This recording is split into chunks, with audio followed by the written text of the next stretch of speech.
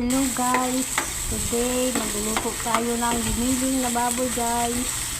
Ito nga po pala ang aking ilalagay sa aking giniling na baboy. Isang carrot, isang batatas, konting mantika, konting giniling,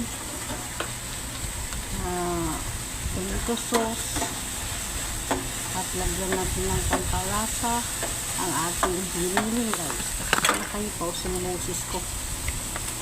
Ayan, green peas guys, optional lang kung gusto nyo green peas. Yung iba naglalagay din ng iba't ibang sa akin pang lang guys, pang bahay lang na depende na sa inyo kung anong gusto nyo ilagay. Basta ako yan ang gusto ko ilagay, aking style.